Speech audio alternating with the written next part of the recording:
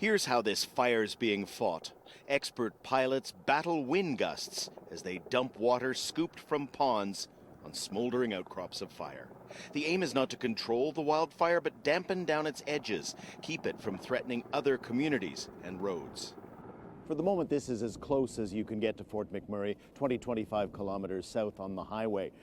Saturday at this time, there were flames visible in the distance here now where the helicopters are throwing water down on the forest to try and tamp down the flames and make sure that they don't flare up again.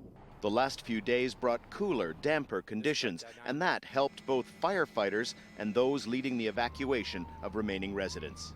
Long lines of vehicles went through the fire zone on Friday and Saturday, augmented by military flights. Together, they brought 25,000 stranded residents to safety from camps north of Fort McMurray, where they fled last Tuesday's rampaging flames. With a bit of help from Mother Nature and a lot of help from some very dedicated first responders and firefighters, the Fort McMurray fire grew much more slowly than we had feared yesterday. The fire reached approximately 161,000 hectares as of 10:30 a.m. this morning. That's still larger than any of Canada's major cities, but for now, the flames have moved away into uninhabited forest. The local member of parliament was allowed through police roadblocks today to see his community. He says it's surprising what's still standing. We got 80% of the city untouched by the fire. We have 20% of the city that's been affected severely. Some neighborhoods are totally gone.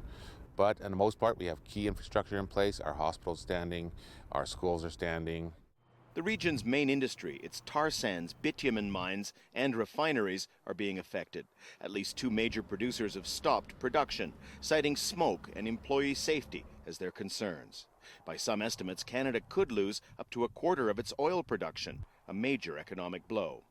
But at least the flames no longer threaten people's homes as they did for several days last week. It'll take time, but people will be allowed to return. Then their attention will turn to rebuilding, moving on from the horror they've been through.